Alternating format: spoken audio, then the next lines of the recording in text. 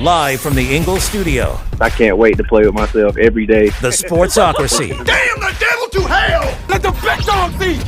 Let them on the field! Come get you some of this. Fire them cannons! By golly, put more powder in those things. He couldn't take any more disappointment. Oh my God, the Jets killed him.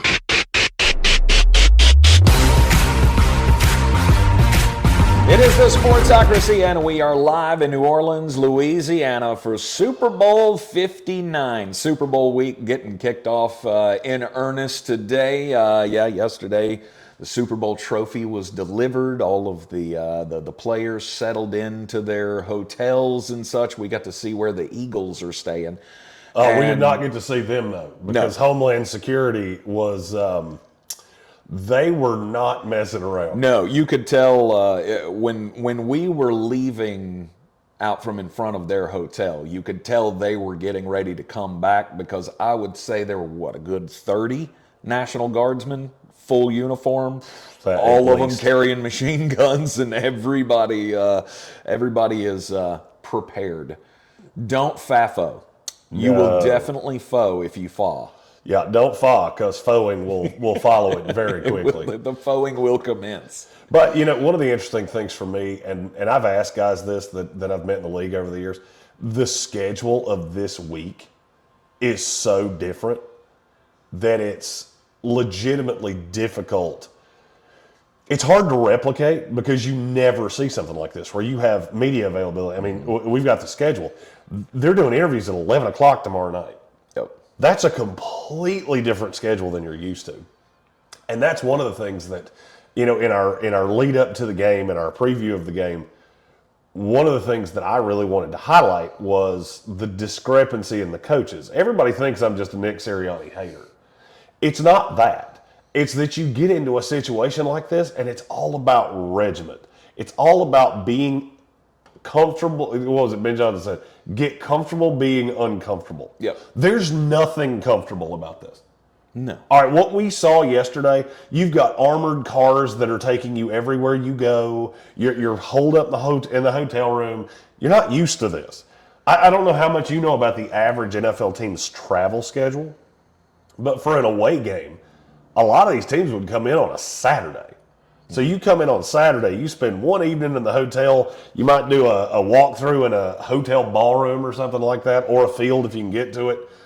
But then you're playing football the next day. There's a lot of idle time. And from what I've learned in just a wee 48 hours here in the Big Easy, there are a lot of things you can do to get in trouble down here. Yeah.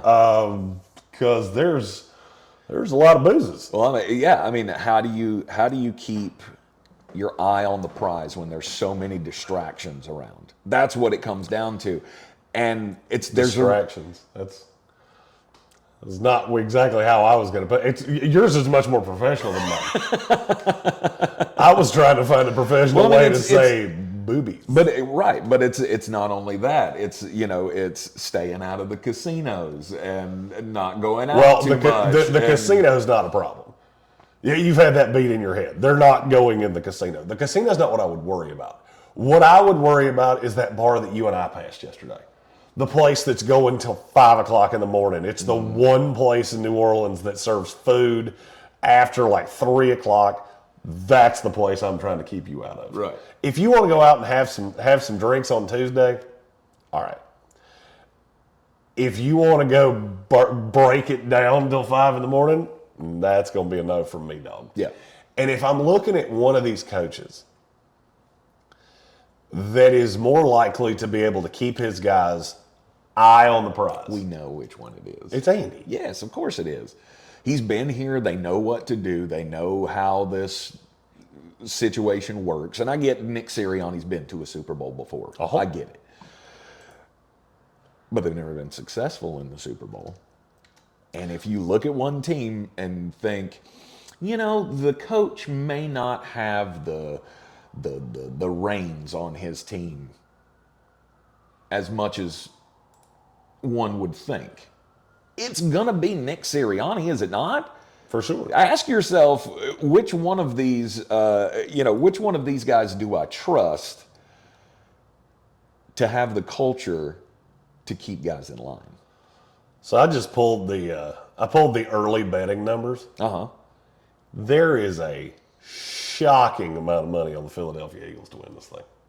Shocking. Shocking to you. Shocking. 70%'s not shocking to you? Against Andy Reid and Pat Mahomes? I mean, I get it. But here's the thing. They're the better team. They're the better roster. I feel like a lot of people get very clouded in that. All right. I mean, one of the best rosters I've ever seen was the Eagles' Dream Team roster. They were a complete train wreck. Oh yeah. So don't convolute best team with best roster. Right. The Eagles 2-53 have the best roster in the NFL. It's not really all that close. But one of you has Kearney, and one of you has Waffle House Diner. Hello, Shirley. You're our waitress. I'll be your customer, Andy Reid. Yeah. And I'm sorry, until I see you do it, I'm always going to go tie goes to the runner. Sure. I'd be interested to know if how much of that is the sharp or the smart money, because I would imagine that all of that is 10 to 15% is probably all on Kansas City. Nope. Sharp money's on Philadelphia. Really? Philadelphia currently is running the gambit. Right now, it looks like Kansas City's getting some dumb money. I will bet you that is my girlfriend really likes Taylor Swift. I like to bet on stuff, but I don't really understand how to make a touchdown. There also appears to be a little bit of that around. With the Super Bowl, everybody bets the Super Bowl. Everybody. That was one of the great running jokes before betting went legal in the state of North Carolina. It's been legal for a long time because we've all done it. Right. I didn't know a human for years that didn't have something on the Super Bowl. Hell, I was on with Adam Gold the other day. He's betting the Gatorade color. I will say this, and I want to say this on this show. I did my absolute best that day. I had to not consume cold medicine for about 6 hours. I was so miserable by the time they called me that I love Adam, I love Victoria, but and Randy Slack, who I was on with, by the time that was over, I honest to God thought my head was going to explode. You're just pushing it too much. The sinus pressure had built up because I was like, I'm not doing Gold show high on cold medicine. And by golly, as soon as it was over, it was about 2:35, I went to the cloud. There is no question who has the advantage in this game when it comes to leadership. There's no question who has the advantage when it comes to quarterback, which is why the 2-53 for Philadelphia is going to be so damn important. You have to get 110%, to use the old cliche, out of everybody, because you are behind the 8 ball in both of those categories, and those are two of the most important categories to win championships. We all know this. Culture matters in these scenarios. For sure. Culture matters, and that's why the New England Patriots won so many Super Bowls. It wasn't just that they had the greatest quarterback of all time. It wasn't just that they had the greatest coach of all time. It was they had the system in place. Everybody knew what they were doing. Everybody knew their jobs, and everybody showed up to do their jobs. It's going to be hard for A.J. Brown to show up and do his job if he's lit. And I think that's one of the biggest struggles that Philadelphia is going to have. Here's I'm curious. If Philadelphia is able to pull off this upset, and it is an upset, Kansas City's favorite, how do you think this will be looked at 5 years down the line? Because I have a comp. I've got every year since I've got every year, but I'm looking specifically 2012. Okay. I'm looking at every quarterback matchup in the last 11 years. I'm going to go in order. Last year, Pat Mahomes over Brock Purdy. Year before that, Mahomes over Hurts. Year before that, Stafford over Burrow. That one's interesting. But remember, Burrow was a second year in the league over a grizzled vet. Brady over Mahomes in 2020. Mahomes over Garoppolo. Brady over Goff. Foles over Brady. Brady over Matt Ryan. Peyton Manning over Cam Newton. Brady over Russell Wilson. Russell Wilson over Peyton Manning in a game he did not play well in. Joe Flacco over Colin Kaepernick. You see a common theme there? 11 of the last 12 years, the better quarterbacks won. You know what the inferior quarterbacks had going for them? A lot. Better roster. Colin Kaepernick had a better roster than Baltimore did. Yep. Not debatable. Yep. Denver had a better roster than Seattle did. Seattle had a better roster than New England and, frankly, had beaten them for 3 quarters. 3 full quarters. But when rubber met the road, the inferior quarterback got an inferior play call and made an inferior play. Until it didn't. Until Nick Foles showed up and made the play. Right, and then that Philly team, they earned it. They outplayed Tom Brady in the Super Bowl. And it's going to take a miracle, right? The Nick Foles thing was an absolute miracle. Oh, yeah. And it's going to take a miracle to beat him again. But, I mean, that's what it takes. That's what it takes to take down dynasties.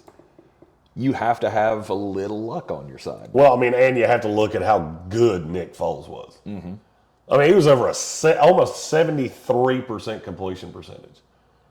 Guy was averaging over 320 yards a game. 2 touchdowns per game. Only threw 1 interception the entire playoff run. And if I remember correctly, I think that went off the hands of a receiver. Probably. I think it hit the receiver in stride, just bounced up in the air and got picked off. Nick Foles and Joe Flacco played like legit MVPs for a playoff run.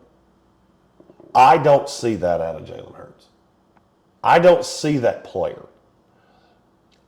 I'm going to be honest with you. I was in Mobile the last week with Senior Bowl. We will be unveiling my all Senior Bowl team in hour 3. Because, yes, it's still Draftmas, even though we are in New Orleans.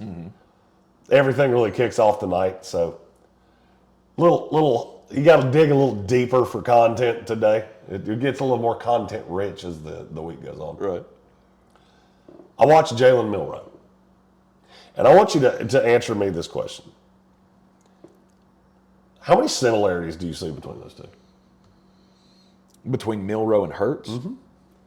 They both played at Alabama. Yeah. They're both runners Mobile quarterbacks. above all else. Big arm. Leader. Yep. You know what I couldn't find all week long? I couldn't find an Alabama guy that would say anything negative about Jalen Hurts. I couldn't find an Alabama guy that wouldn't say anything that wasn't just glowing about Jalen Hurts, in spite of the fact he looked awful in the practices. Maybe Milroe, not Hurts. Oh, I'm sorry.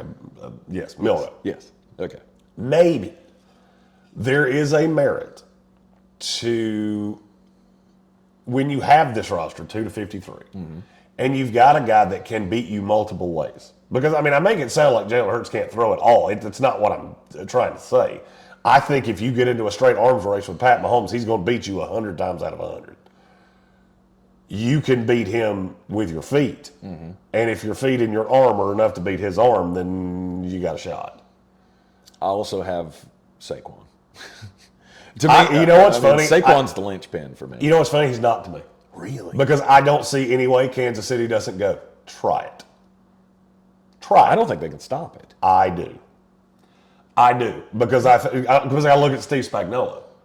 I look at Steve Spagnuolo, who is one of the most creative blitzers in the history of the NFL, and I'm going to throw exotic at you after exotic at you after exotic at you, and you might hit me. You might hit me with a big run where you run to the opposite side of where I send a blitz. Maybe Jalen picks it up. Maybe he gets lucky. Who knows? It doesn't really matter. I don't know if you ever noticed this in box scores. They never asked, hey, did you mean to do that? Or did you just get super lucky? Never asked it, not one time. Right. That doesn't really matter. The question is, can you make those plays? And I know just watching the tape, if I'm Steve Spagnuolo and Andy Reid, there was one takeaway for me. There's no way on God's green earth I'm letting 26 beat me. If 1 can beat me, if 11 can beat me, if 6 can beat me, if Goddard, 88. I think. kept wanting to say 86. I was like, no, that's Zach Ertz.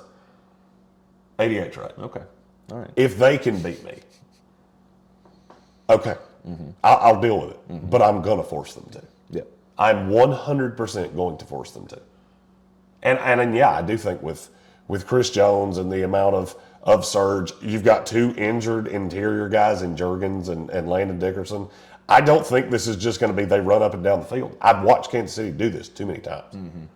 What'd they do for 3 quarters against the Buffalo Bills? Oh, James Cook's bleeding us out. Okay, you know who's not? Josh Allen. He had 4 yards rushing going into the 4th quarter. Did he have some plays? He did. By then, you're behind. I'm Kansas City. If you're playing from behind, you're in trouble. Because now not only do you have the pressure of having to beat me, you have the pressure of now I'm beating you. And that's, from a strategic standpoint, that's what I think Andy Reid and Spagnuolo are hammering home this week.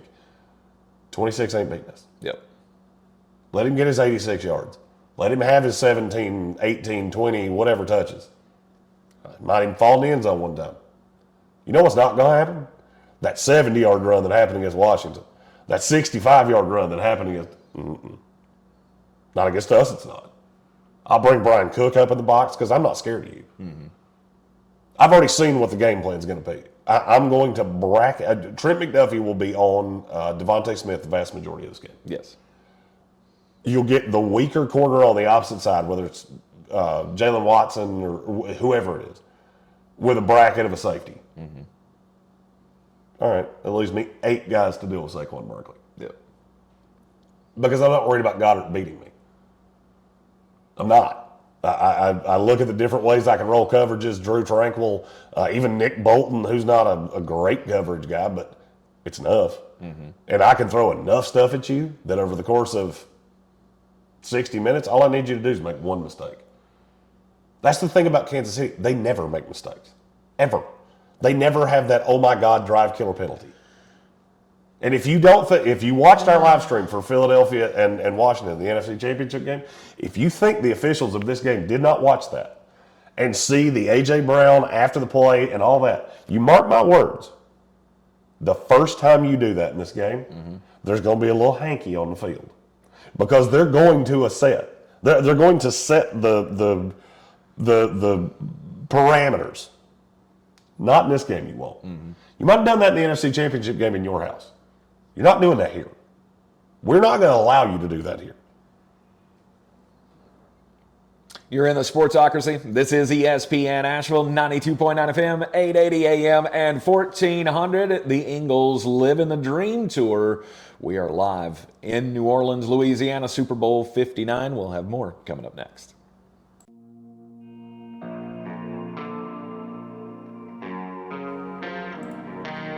Welcome back into the Sportsocracy on ESPN Asheville, 92.9 FM, 880 AM, and 1400. Ingles Living the Dream Tour. We are live in New Orleans, Louisiana for Super Bowl week. Jeremy, it's been fun so far.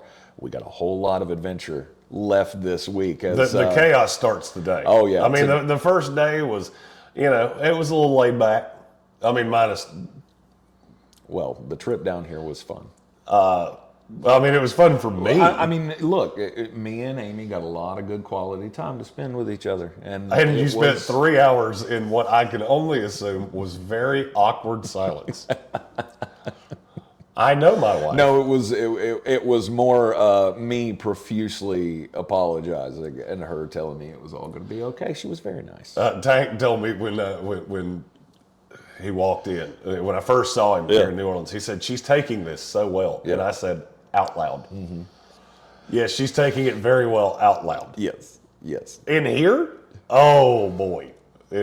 Not happy. If thoughts could kill, Not happy. You would be dead. Yeah. If you're just joining the program and don't know what we're talking about, My dumbass ran out of gas, ran her car out of gas on the way down, and we got stranded on the side of the road in Alabama for, I just needed 2 more miles. 2 more miles to the nearest exit. I sat on the couch, which you can see right behind us, because yes, we are in our condo filming this, because it's super early in the morning. You can actually see the sun starting to rise back here behind us. So if that tells you anything about what time of day it is, that should kind of allude. I sat right there on that couch and watched the Royal Rumble by myself, and just nerded out for you. Oh, it was a great nerd out too. And by the way, can I just give massive props to Triple H? It's been 2 days, so I don't think it's spoilers. Right. It's John Cena's last run.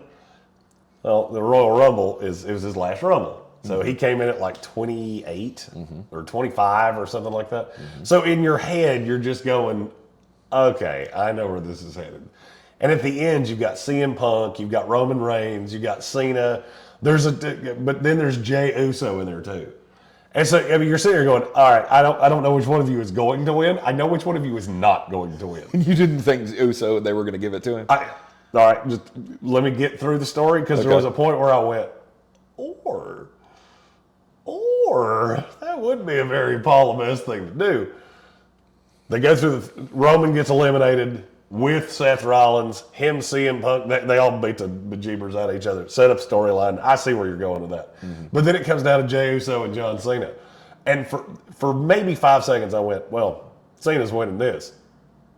And then I thought about it, and I went, or would it not be the greatest bit of storytelling that Uso eliminates Cena and this place goes nanners, which is exactly what happened. Look, I'm not a big pro wrestling guy now. I swoop in for the Rumble. I swoop in for WrestleMania. Every once in a while, you'll get me for a SummerSlam. Right. That's it. Right. But that, as a guy that didn't have a clue who some of these dudes were, there was one little goofy guy. I don't know who he was. He looked like he weighed about $140 soaking wet, and he had a side part. Nobody with a side part intimidates me. No. Not one. Like if you swoop your hair across. That's why John Cena doesn't do much. Well, he has your haircut. I mean, he has the Ernest the swirl. He's got the Ernest P. Worrell cut, and you're not intimidating with that hair. No, not at all. Anybody with a bald spot that's bigger than my fist, no, just no. Right. That's why they shave their heads. Right. When you get to that stage and you start having the receding hairline, mostly. I mean, not many people can pull off the skullet like Hulk Hogan could. Oh, the Benjamin Franklin? Yeah. Yeah, or you. I've always said that. I can't do that, no. No, you could. I mean, it's how much worse is it going to get, Tech? That's why hats come in handy. All right, so the Rumble was fun. Yes, we missed the Rumble. We weren't sad about that. I sat on the couch just sitting here like, well, they're going to show up eventually. I may be dead by the time they get here. Well, again, and that leads us to another important message of the day, if you will. AAA, do gooder. Because in Creola, Alabama, apparently they don't do good. Also a PSA for me, sunscreen. Wear it. Yep. Because I didn't. And now I look like a NASCAR. I'm red in places. I'm really red in other places. And I'm very white in others. Yes. Sunscreen is important when you have your kind of complexion and my kind of complexion. I was about to say. I mean, I'm not throwing This shade. is a time that you could have said we. Yeah, you could have gone we here. Yes, I could have. Anyhow, Super Bowl week. Opening night is tonight. We'll have some fun with that tomorrow on the program. We'll give you the full recap of all of that, and of course, should have some interviews. There are some specific guys who are you most looking forward to talking to at some point while we're down here? Because my answer is one, and it's not even close. What? Quinyon Mitchell. Oh, okay. See, for me, this is full circle for Quinyon. Because I loved him going into the Senior Bowl last year. I got to know him at the Senior Bowl last year. Yeah. He hugged me at the draft when he got drafted, and now he's at the Super Bowl. That's as full circle as it gets, people. Right. And we did it in like 11 months. That is good. Quinyon and I've had we've had a full 15-year-old summer relationship in 11 months. Mm-hmm. Just whirlwind romance. It's been beautiful. I think probably Saquon. Saquon is the one I'm going to be gathered around with everybody else. Not necessarily just to talk to. I love his attitude. I've always liked Saquon as a player. I like him as a person as well. And I really, really, really want this for him. Like, I hate Nick Sirianni, and we've talked smack about Nick Sirianni. I've never pulled for the Eagles to win anything. I can't pull for the Eagles. And I can't do it. I'm pulling for the Eagles. Look, there are great Eagle fans that listen to this show. Jason McElreath, Bob Brown, Gambit fan. Mm-hmm. We have a ton of guys that watch this show that are Justin Parton. Yep. For you guys, Gage Camplin. Mm-hmm. For you guys, I would love for you to get a Super Bowl. However, I cannot bring my mouth to go fly, Eagles fly. I can't do it. Nope, can't do it. No, you don't have to. No. You just in here. Just pull in here. Nope, can't. No. Angina. Okay. Heartburn. Right. That requires Tums. Can't do it. Yeah. Won't do it. Yeah. Didn't say I was pulling for Kansas City either. I may throw on a ref's jersey for this game. Speaking of which, this is probably a good time. Then you would be pulling for Kansas City. This is probably a good time to announce that we are we doing a watch party at the Village Porch. Probably. I mean, we should. I think it's a solid idea. Sure. We'll have more details on that. So we are leaving out of here Saturday because we've been told that it gets crazy. Yes. And we're old. Uh-huh. And I've been on the road for by that time it'll have been 2 weeks. Mm-hmm. I can't.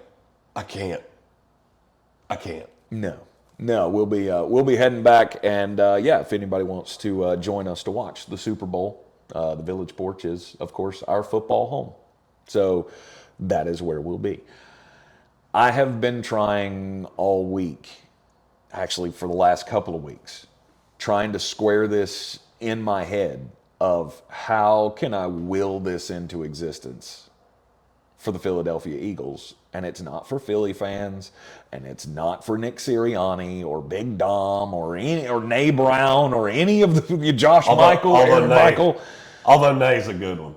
Oh, Nay is a good one. But it's all for Saquon because he is a generational player. He is the generational player that we all who said he was a generational player coming into the draft. He is what we wanted him to be. And this season, above all, he has earned it, I believe. And I hope to God that his team does not stand in his way. But they're probably going to.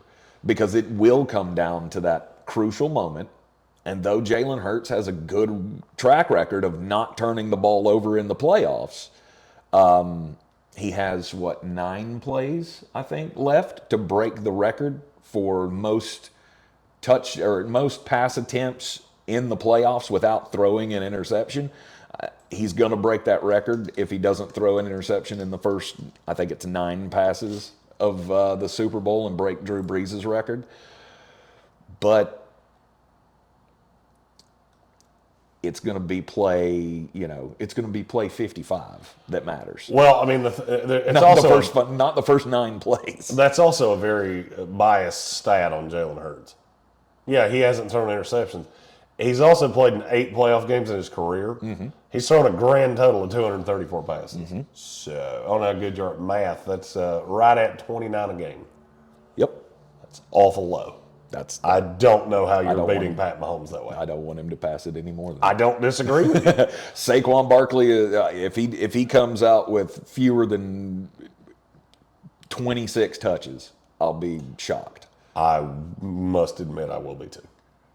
This is one of those, sorry, we're not saving anything in the tank. No. If you can physically walk, you will be getting the rock. Saquon Barkley runs the ball 30 times. That's the path to them winning this game. And that defense is going to have to show up. And somehow you're going to have to put Patrick Mahomes on his back. A lot. And very few teams have ever been able to do that. Well, the Frank Caliendo at guard, that's the one spot that his first name doesn't matter. His last name's Caliendo, so it just leads me to doing a slew of impressions. Is he? Is his name Caliendo? The guard. Really? Yeah, because they pushed out Tooney to tackle. Mm-hmm. I will say in the mock draft, that was fun. Are they going to leave him at tackle? Because they've been bad there for years. Oh, I can't say it. They're going to push him back to guard. Yeah. You're in the Sportsocracy, and this is ESPN Asheville. We are in New Orleans for Super Bowl 59 on the Living the Dream Tour. Of course, brought to you by our good friends at Ingles Supermarkets. Low prices, love the savings. Of course, the Parks Ford of Hendersonville mobile studio. Oh, she looks sweet. She's been wrapped. She's got all the decals. I had a group stop me at the gas station somewhere in Mississippi, and they were asking me what all the emblems meant. And I was like, oh, let me walk you through it. I feel like 45 seconds into that, they went, I regret asking this question. Mm-hmm. But they now know. Yep. And, of course, Clarissa sells WNC.com. You need to buy or sell a house. That's where you need to go. Clarissa sells WNC.com. It is the Sportsocracy, and we will be right back.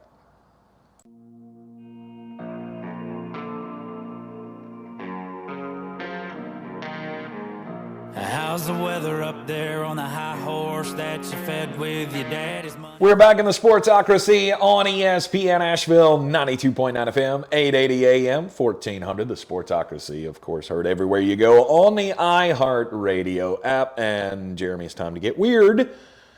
My weird story today revolves around that lovely holiday that we all wait for each and every year. Christmas. No. Thanksgiving. No. And it's not even Draftmas season either.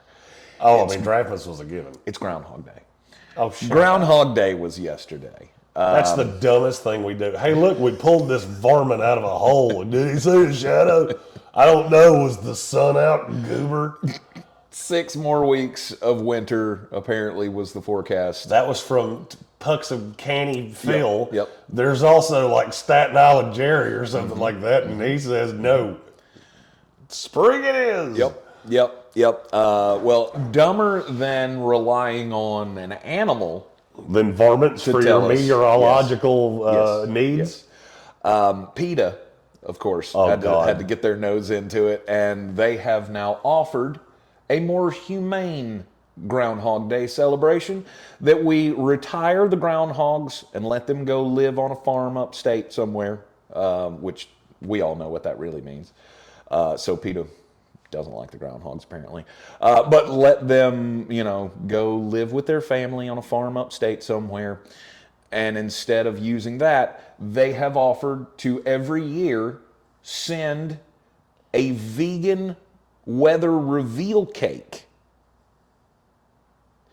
Excuse me? Come again for Judge? So we went from trusting the animal to tell us when weather's coming, which we all know is crap. So now it's just going to be up to your local baker, whatever color they want to make the cake. Is he a master baker? Probably. He probably would be. Although you'd have to be a master baker to come up with a vegan cake that anybody would want to eat. Like, the animal wouldn't want to eat that. No, the gopher would go, I'm good on that. I had a late lunch. Have you ever tried a vegan cake? No. I haven't tried a vegan anything. If I'm at a dinner and I see that little V card on a dish, I go, I think I'm going to pass. I'd rather starve than have a walnut, cashew, pistachio gimlet or whatever. Ugh. A gimlet? What is a gimlet? A gimlet's an alcoholic drink. I don't know why I said it right there. Okay. All right. Good deal. I didn't know if you went Lord of the Rings on me or what. I don't know. I think that was the name of that little dwarf in the Lord of the Rings. He doesn't know because he doesn't watch movies.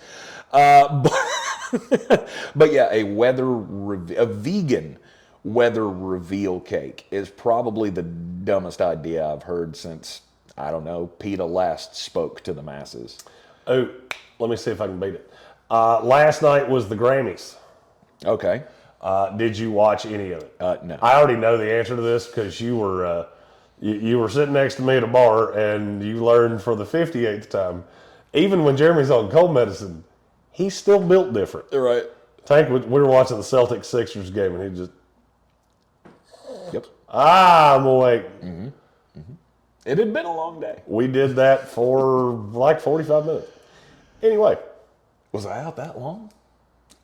You came and went. I did. And I had my phone in my hand, and I just kept, and then the phone would hit the desk, and I'd wake back up. Okay. The funniest part was when I just started hitting his hat like, boop. I did that 3 times before it woke him up. Yeah. It was, look, I can't hang in like I used to. Anyway, last night, Grammys, a lot of award winners that don't need to be mentioned. But there's one that does feel kind of like what Peter just said. Best country album went to Beyonce. Yeah. Okay, now I'm going to say this as a countryman. If you told me that that it was either Beyonce or Cletus T. Judd sings the hits, I think I would have gone with Cletus T. Judd. No doubt. That may be the worst thing I've ever heard in my life. And you know what? Beyonce's made $1 billion. I'm not holding her back. But to call that country, you know what? Just I, as a person who doesn't touch his lips together when he talks, I speak for the country contingency. Grammys, we're good. We have our own awards. We don't really need you because you obviously do not understand. But that was the makeup. That was the makeup for the CMAs. Right? Do you not remember all of the articles the day after the CMAs? Oh my God, Beyonce didn't win anything. She shouldn't have. But the album was awful. I really can't wait. I don't know why y'all are confused by this. I can't wait for the Academy Award season.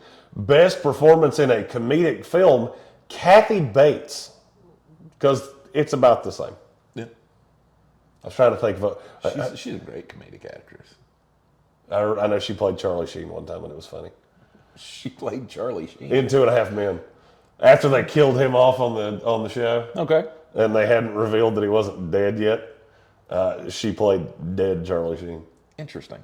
I did not. As Alan had like a meltdown. It actually, you're right, it was funny. The Tilden girl, who I always... Tilda Swinton? Tilda Swinton. Yeah, she's not funny at all. Best comedic performance of the year, Tilda Swinton. Same thing. Beyonce's country music that I have heard. For me, it sounds about as country as like Florida Georgia Line. For me, it's so. I mean, I'm just saying, I could care less. I think Beyonce's done a lot of great stuff in her career. Sure. I love her husband. There's a lot of things I like about Beyonce. Mm-hmm. I think her country work is borderline offensive. That you actually think that the country contingency would enjoy that. Mm-hmm. Because it's just very like over the top and kind of goofy. And to give that a Grammy, you've invalidated. Oh, and by the way, Lainey Wilson was the right call. Lainey Wilson had the best album of the year, and it's not close. Of the ones that were nominated. Was this just female, or was this all albums? Was this was country album of the year? This was country album of the year. Okay. I don't know who the other nominees were. I was going to say Jelly Roll probably had to be in that. Chris Stapleton, I would think, would be. Stapleton's won so many things that I go, you know what? If he didn't win this one, I'm fine with that because I don't remember an album from him this year that jumped out to me. But yeah, the outrage. It is so funny to read Twitter when this happened. Because you've got all these people that are, just railing on Beyonce. How did you even accept that with a clip? And she was super surprised, too, when they said her name. So they caught a picture where she's like, yeah, trust me, we all felt the same way. Yeah, we were all shocked. Yeah, we all felt the exact same way. I did not have Beyonce wins country album of the year on my bingo card. And it should also, I feel like, tell the Grammys something when the Country Music Association says, nah, dog. You should probably take your cue and go, yeah, that wasn't Country Album of the Year because the country music fans didn't like it. The Grammys have become like every other big award show. You're so tone deaf to what people actually like. Mm-hmm. It's like the year that Dark Knight Rises came out. Dark Knight Rises is the best movie in the country that year. Yes. No doubt, hands down, it should have won everything. It won nothing. Mm-hmm. And it was some snooty art film about a painter that cries. And 8 people watch that, and they're all named Pierre. Mm-hmm. And I don't care. If you're going to have an award show, the best should win. And you keep doing this, and hey, I haven't watched it. I think the last time I watched a Grammy Awards, Milli Vanilli won one of them. That's a long time. Girl, you know it's true. That would be. Ooh. I want you. Never been into the award shows much. And it's because... Although NFL honors. Yeah, the that NFL I'm honors. into. We'll be here. We'll be down here for that. Get to see the MVP, Offensive Rookie of the Year. Mm-hmm. Get to watch people lose their minds when it's Josh Allen instead of Saquon Barkley or Lamar Jackson because this was voted on like 3 weeks ago. Right. Comeback Player of the Year, DeMar Hamlin won't win again. Sam Darnold will, in spite of the fact that no, he doesn't actually qualify. Well, you should tell the voters that. Who cares? Because he's a finalist, so... The voters don't care about your stupid rules. That's where the NFL is king. Hey, what do you want it to be? Mm-hmm. We're going to do that. Yeah. Baseball. We can't let Ichiro in on the first ballot. I mean, he only had 40 gajillion hits. He did make it on the first ballot. He just wasn't unanimous. Exactly. Which is dumb. Which is so dumb. It's still dumb to me. The only unanimous first ballot Hall of Famer that we have was Mariano Rivera. And I'm not saying that Mariano doesn't deserve it because he does. Yeah, Derek Jeter did too. Derek Jeter deserved it. Ken Griffey Jr. deserved it. Mm-hmm. Ichiro deserves it. Like Barry Bonds. How could you... I said what I said. Yeah. I said what I said. I don't disagree. I said what I said. Yeah. I don't disagree. See, the only way it could be more baseball is if the only first ballot Hall of Famer ever was like, give me some random guy from like 1936. Honus Wagner was your only unanimous. Like, oh my God, your sport is dumb. Right. I don't even think Babe Ruth was a unanimous selection. He wasn't in the first in the first class that they ever did. If they did voting for that, I'll bet you there was somebody that went, no. He was too fine. He was no Ty Cobb. Ty Cobb was a racist, so we can't vote for him either. I honestly, can we just do away with award shows? I would love to. We can do away with the award shows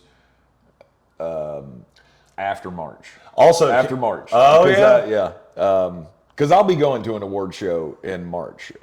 We've been invited officially to the National Association of Broadcasters convention in Washington, D.C., Mark Starling and myself for our Hurricane Helene coverage. So after that, we can stop going to award shows. I just really want you to I want you to find a way to get my name into your acceptance speech. I will. If they allow me time, I will get you into the acceptance speech. Because now, how much would I have to pay you for you to go? Jeremy Greene, our mullet king. All hail. All hail the mullet king. How much would that cost? That would... Look, you're a cheap dude. I'll find the price. You drop the tank ran out of gas on the side of the highway thing forever and never mention it again, and I'll do it.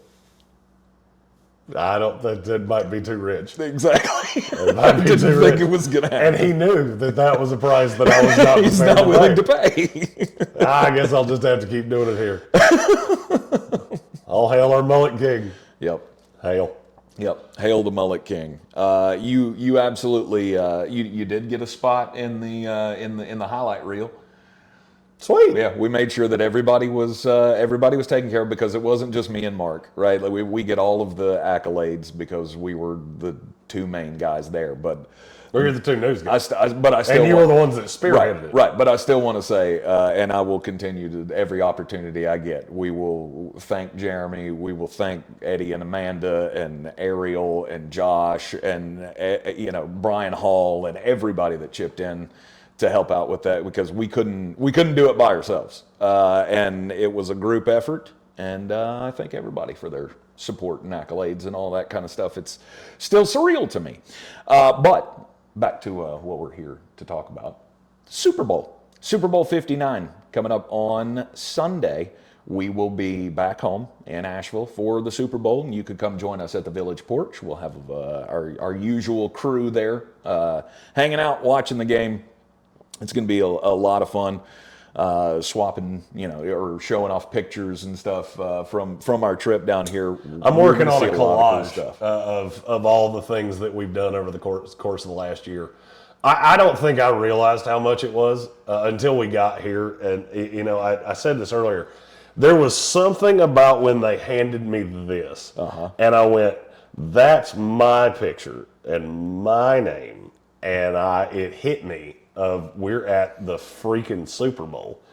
Tonight will be at the opening night. We've got all the things coming ahead of us. It's just, it's shocking. It's a lot. Yeah, it is. It's surreal to think of all the things that we've done. When we started the show 3 years, it's been 5 years. Wow. Yeah, it's been 5 years.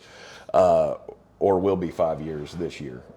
This is the 5th year. This is the 5th year of the program.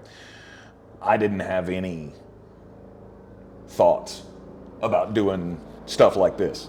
Thanks to Ingalls and Parks Ford of Hendersonville, Clarissa sells WNC.com. Like, without that support, we never would have made it this far. And without Jeremy taking shots, we wouldn't have been here either. I can't take any credit for this, because Jeremy, it was his idea of, I'm going to try to go to the Senior Bowl.